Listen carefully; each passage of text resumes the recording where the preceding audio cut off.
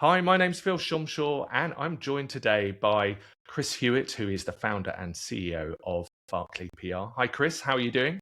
Yeah, hi Phil. Good to see you after so long. You're looking great. Well, you said that before we started the call, and Yeah. I'm putting it down to the resolution of the screen, giving me All a right then. complimentary glow. You do that. Because it's been many years for both of us. But for those that are listening or watching this, Chris and I worked together. Chris was actually my boss. I worked at Berkeley PR a number of years ago, and it's an agency very close to my heart for a number of reasons, not least because it's where I met my wife, Jo. So it's important for that reason. And we also still work with Dan Bauscher, Chris, Yes. who also worked for you in Reading many years Good. ago. So Good. it's great to be at Berkeley. But we're Good. here to talk about the craft of communication, and that's finding your voice and using it with impact. But before we start doing that, Chris, give us a little outline of Berkeley PR, what you do as a company, and how long you've been around. Well, that's a good point because you talk about being ex-Berkeley. I'm still a Berkeley, and I keep telling my wife that one day we'll sell it, or I'll retire, or something will happen. And here I am, still doing the same stuff, pretty much that I love and I'm very passionate about. So I'm going to keep doing this until I drop. Doing what is your question? Well, I describe us now more as a storytelling agency because if you remember when the agency was much younger, I used to talk a lot about how much bad news sells. It became a kind of a mantra for the agency. And of course, that's morphed into the principles of storytelling and how they underpin everything that we now say and do. But we're much, much broader. We're not just PR. It's probably about 50-60% of our business now.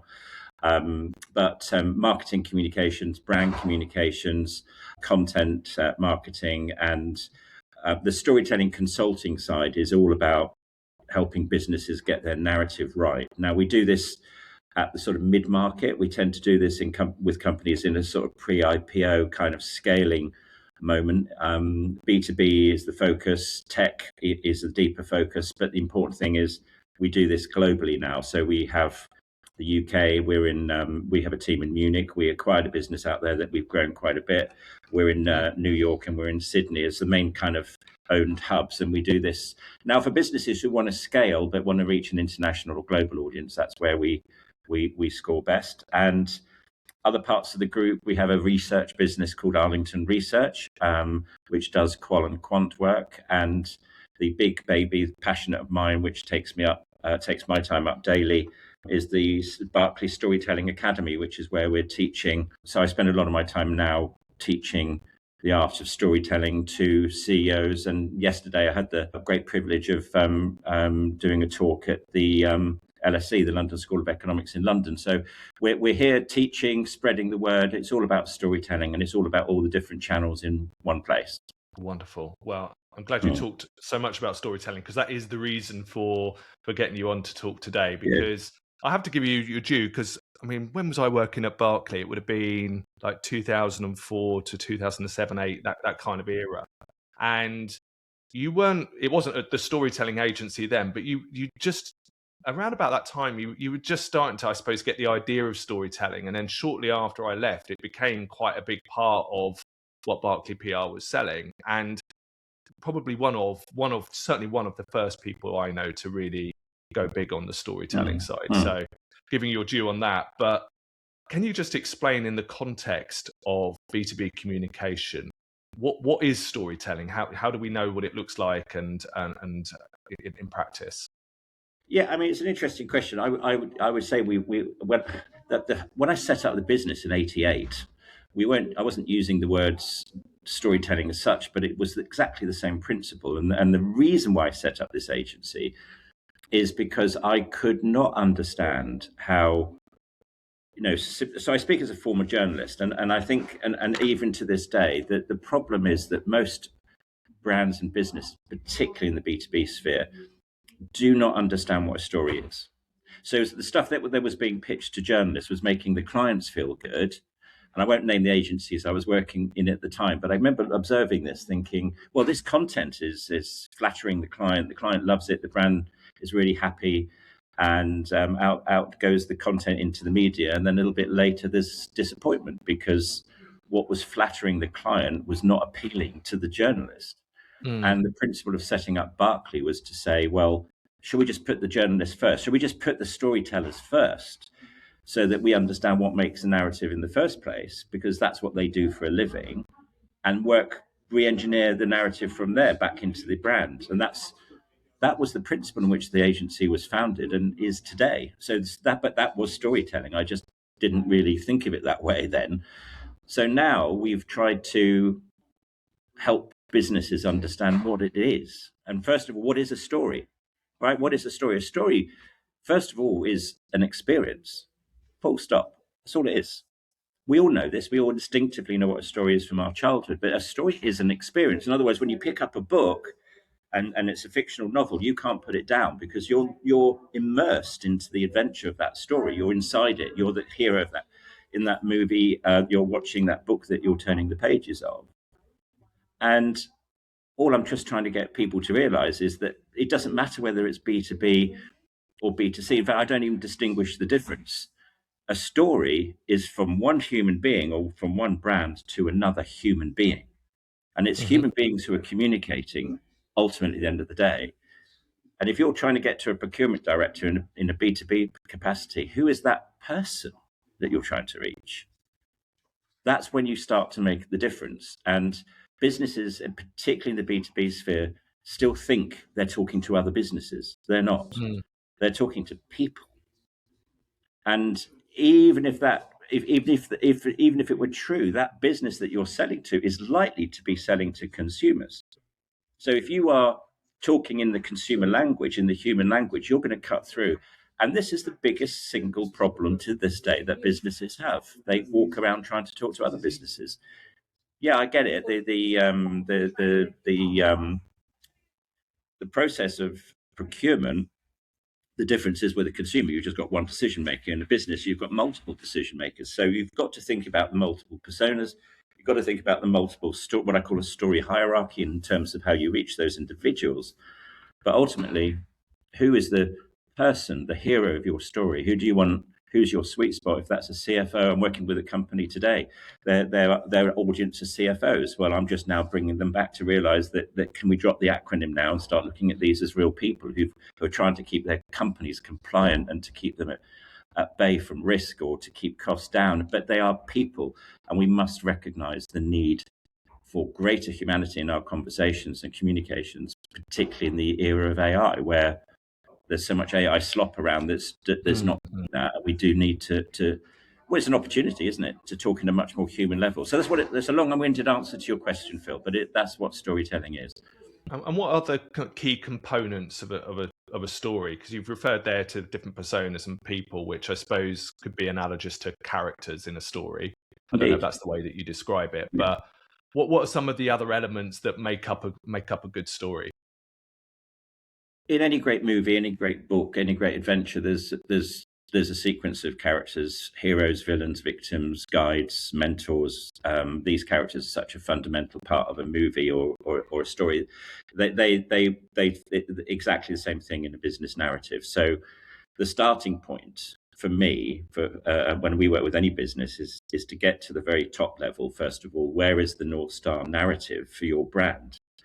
Because when I'm running these workshops, these story workshops, if I get a board of directors together and I ask them the simple question at the beginning of this session, I normally would start by asking them to tell me who you are. In a sentence, articulate the business.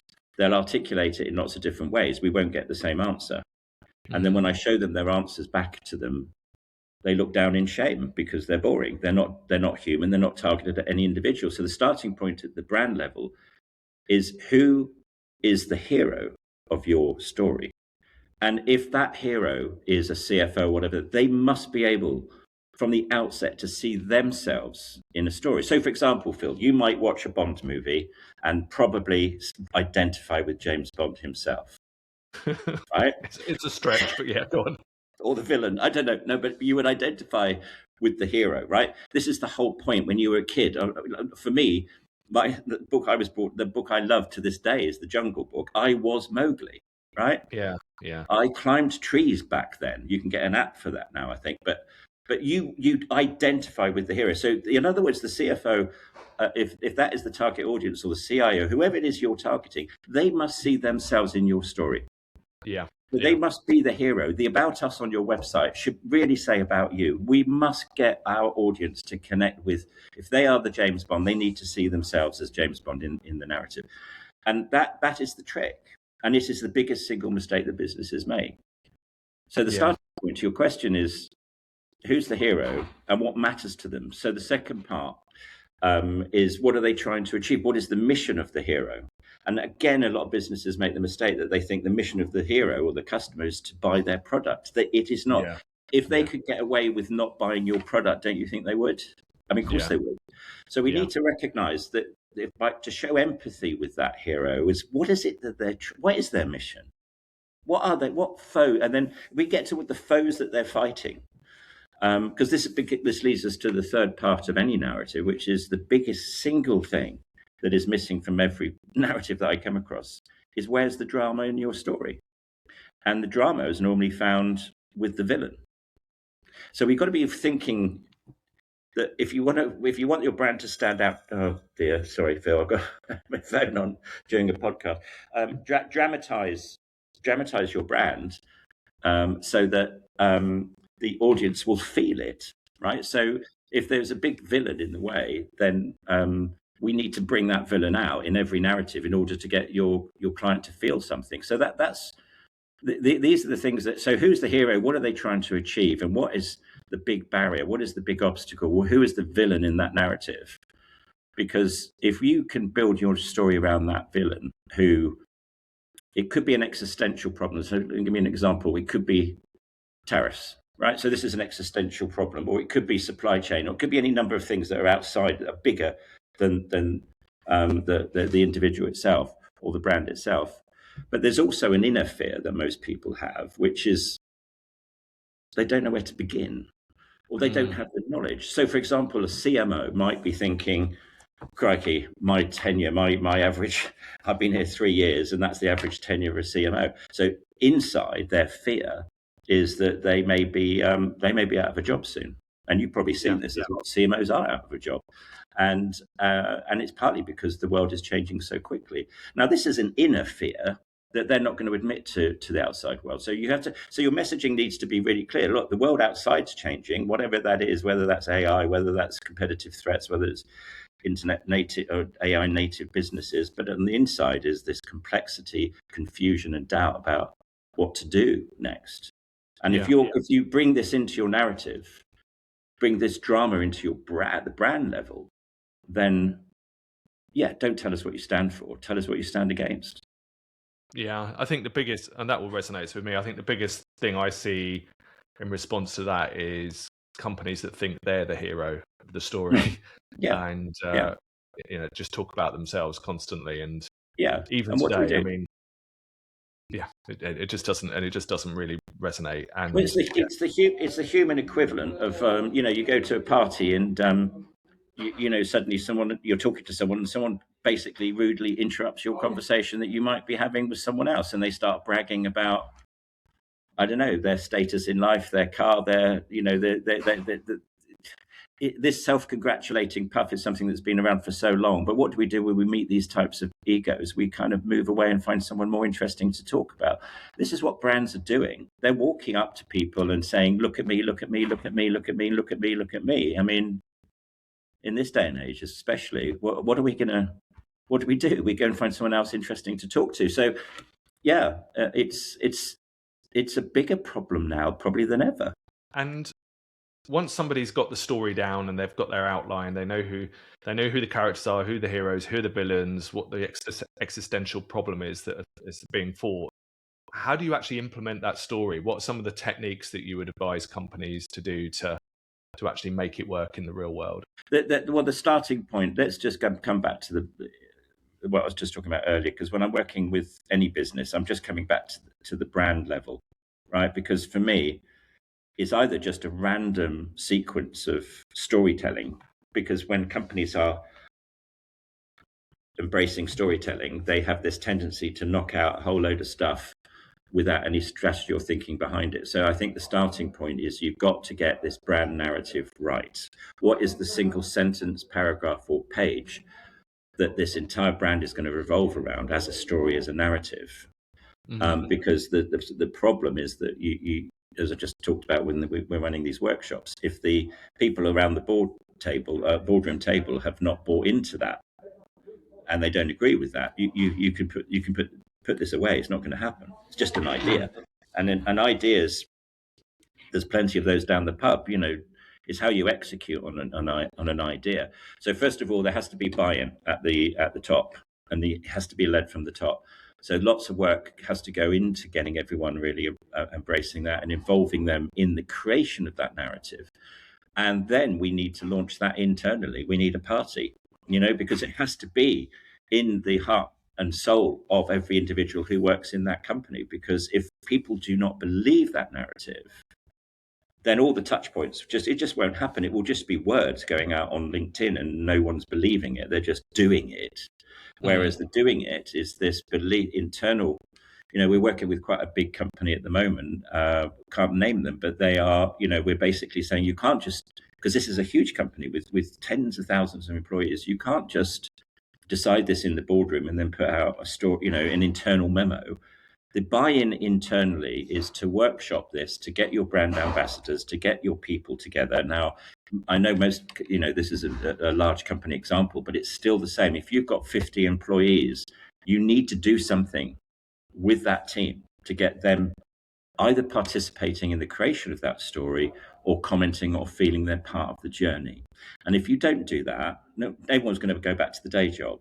So the tactic initially is, workshop this, get your narrative right at the brand level. The North Star narrative then needs to be fed into your ecosystem of employees, partners, anyone who is part of your organization before you start then putting out content. And obviously then we start looking at all the major channels. Once you've got that buy-in, then it will make all the difference. So you start at the once you go from the brand level, we then generally start at the campaign level. We don't now define things as here's some PR, here's social, here's content, here's a video. Here's what we actually try to do is say, okay, what would be the big campaign idea that's going to make everyone stop in their tracks when they hear it? So we start at the campaign level, immediately beneath the brand. And then once you've got that campaign level, what is the big theme that's going to make people stop and listen? Then we look at all the different channels. So these become now a delivery mechanism, as opposed to where, let's come up with a great PR idea. My view is come up with a big idea and now talk about the subset and channels and how that's going to be fed. So in other words, that North Star that I talked about is it becomes a story hierarchy and is fed consistently into all of those channels. And that is again. Sorry, Chris. How do you ensure that the North Star lives in the world of reality? Because I've been in those rooms before where a bunch of people around a table have a view of the world that's completely detached from reality, and they then falls through this idea, and it just doesn't resonate because it's just not true, or it's based on some false assumptions. How can you stop that happening? Well, one of the things that we do a lot of, and you're probably aware that we have a research business called Arlington Research, which will do qual and quant testing of brand messaging, but we are big advocates of just going and talking to the target audience, go and talk to the hero, whether that's doing small sort of even one-to-one sort of conversations where we're trying to test things. Look, the world that I inhabit, I mentioned a big global company earlier. The world that I inhabit tends to be the entrepreneurial type organizations that are fast track, growing very quickly, very dynamic. And quite often that research moment there just isn't time or inclination or money to do it. The practical reality is do something, get it wrong, learn from the mistake and adapt. So I'm a big advocate of go quick and get it wrong and learn from the experience, because actually that is research. You're getting real live data coming back at you from the experiences, and sometimes just the look on people's faces, because you can just, when you're trying to launch this internally, you can watch the faces, and you start to wonder, well, so you are right. I see a lot of that where there isn't a kind of there's a belief that this is the right narrative, and it doesn't click. Well, do it, get it wrong, and try another way is my answer to that. Or if you've got the money and you've got the inclination, do some proper research around it. But even then, the world is changing so quickly. Be really mindful that the best way of doing something is just to do it rather than not sit in your hands and worry that you got it wrong. Yeah, and you mentioned something briefly there about talking to customers, and I think that's something that is missing more than it should be in any kind of communications and marketing plans. The amount of marketing and PR leaders that have never or very rarely actually talk to their own customers is staggering, and it's always surprised me.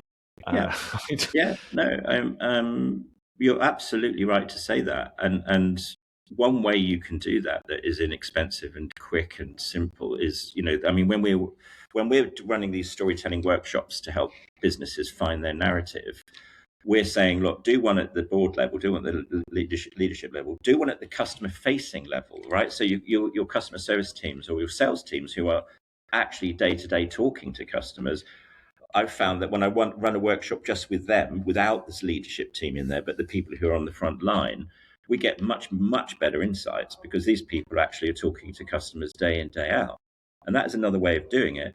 But then the next level is, do you have some tame customers who you can bring into a workshop environment as well and get their input to it? Because if they're friends of the family type of thing, it's always good to get them in, loyal customers who would actually help you create your narrative.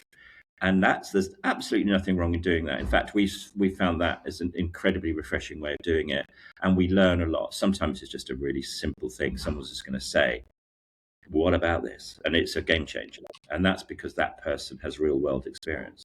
So it's not just the leadership level. If get your teams who are customer facing in the process, and if you've got some customers who are going to play ball, bring them in too. That's not going to take too much time. It certainly won't take too much money to get that bit right, because it will be transformational. And how do you know that you've got it right? And I know some of it's probably just going to be a gut feeling, but what does a good story, well executed, look like to you?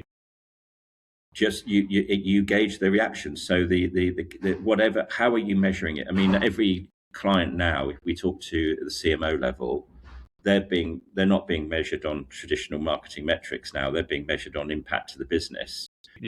And that is now the key to it. So how much are we moving the needle by putting out a campaign? What impact is that ultimately going to have on revenues? We're going to be very dependent on, this is where much greater collaboration, faster paced communication with clients is essential to measure the impact of what we're doing. And if something is not working, then we try different ways of doing it. I hope that at the campaign level, at the brand level, we would have got that bit right. But the campaign, the execution of that narrative is the trick. So, lots of different creative ideas that you're testing, engaging reactions to is what noise, what impact are you making? Because only that will lead to a bump in revenues. But ultimately, we recognize that's what we're being measured by. So all agencies now need to tune into the CMO who they are serving and understanding the metrics that matter now within that organization. And if we can make sure that we as an agency and the teams in our agency realize that it's all about business impact, what needs to happen along the line, what KPIs are essential to get to that business impact. That's what our research teams will do. And it ranges from the sophistication of our clients. Once some clients are like, go now, go loud, go quick, that didn't work, try this, to others who are feeding back reports that are giving us the data. No one client's the same anymore, Phil. And one more question before we just get on to some quick fire questions. Yeah. How can somebody implement a storytelling technique to build their own personal brand up? So sort of divorcing yourself from a campaign level. If I'm a marketing PR sales professional, how do I use storytelling to communicate with more impact? It's interesting because it comes back to the brand level. This comes back to the personal brand. right? And I've put a great deal of thought into this. Know why you exist as a person.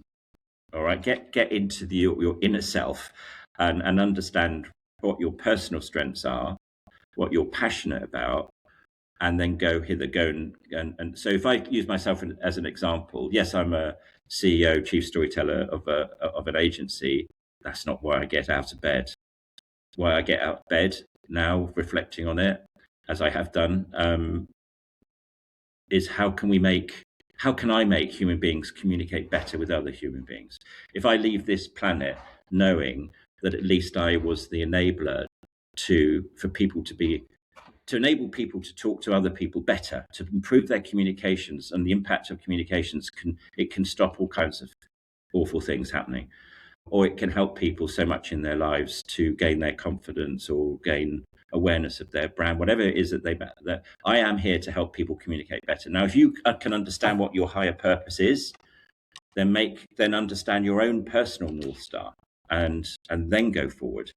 So yeah, I think nowadays building a personal brand is really, really important to help particularly at the CEO level, to grow their own businesses, but also to get something out of life. To understand that you're not driving a business, you're driven by a purpose. Know what your purpose is, know what your strength is, and get out there and don't worry about getting it wrong. This is what I was saying earlier about small entrepreneurial businesses. Just be out there and make it happen. Get on the front foot. Good advice. Right. Let's just have a few quick questions before we wrap up.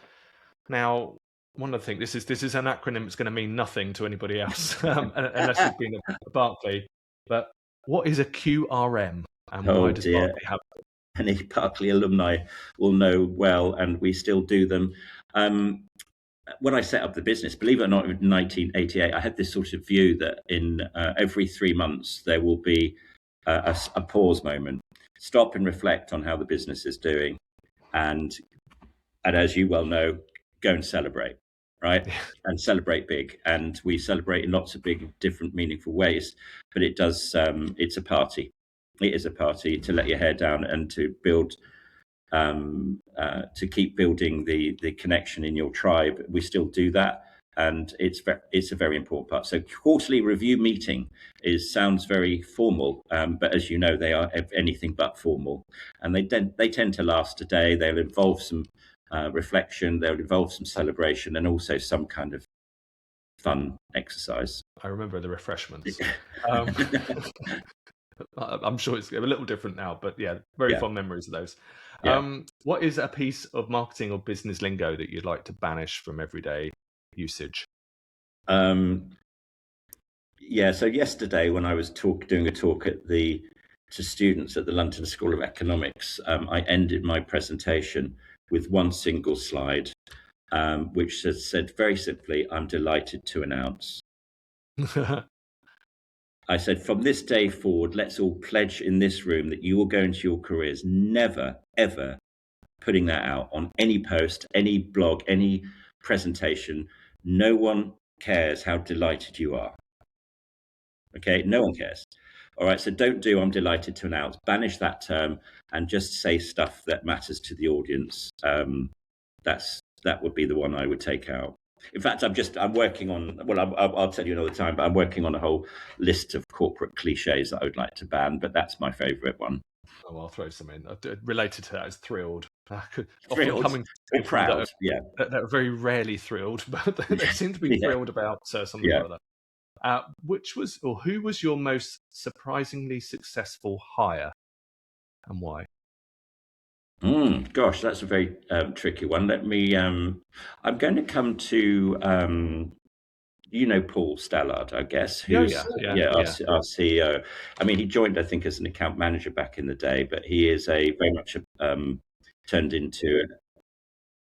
That's it. So he's very much a budding entrepreneur, and I think this is what a lot of businesses need.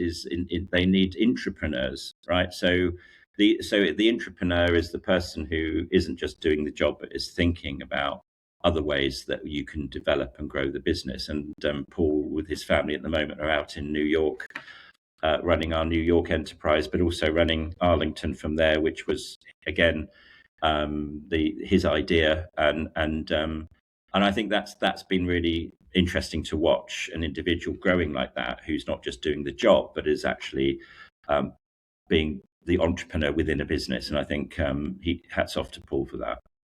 His ears are probably burning Yeah. as you're talking. Excellent. Well, good. That's a good one to hear from. Mm. And final question: if you weren't an agency boss, what would you be doing instead? Well, I always wanted to, so for me, this comes back to knowing what your strengths are as a storyteller and formerly as a journalist, I think. But if I now reflect on it, and I can see what I'm really passionate about, yeah, I do enjoy the teaching side. I do enjoy the academy. So I love that part of it. But I do love the creative part of it. So it's not just teaching. It would be a movie maker. If I could Okay. if you've given me a chance to re-career, I would have started out as a filmmaker, and Wow. Okay. passionate, not in front of the camera, but in the creative side, the narrative side, the delivery and execution of it. I find absolutely fascinating, and that would be my direction of travel if I started all over. I thought you was going to say something about sailing, but that's That is an absolute passion, but it's that's not gone at all. I still live and breathe that, but that's a hobby. But I think, but I mean, work, if you can make your work a hobby, you've nailed it, haven't you? Yeah, excellent. Well, thank you so much, Chris. I've got one other question to ask you just in a minute, but just to say thank you for joining us, and I will give a plug to Berkeley PR in the description. Bless you. Bless you. It Below was good this, to so see you. that, Good to talk to you, Phil. Thank you for inviting me on. and best of luck for the future. But the final message: what is your final message? Final question. Sorry. What is your motto in life? Be brave. Be brave. Be brave. Yeah, I think it's because sometimes if again, advice I would be giving my younger self, for example, would be don't worry so much. Just be brave, get up and do it, and make mistakes. And I'm good at that. Well, on that note, Chris, thank you so much. Let's play the Real music. pleasure. All right, Phil. Great to see you. Thanks a lot. Cheers.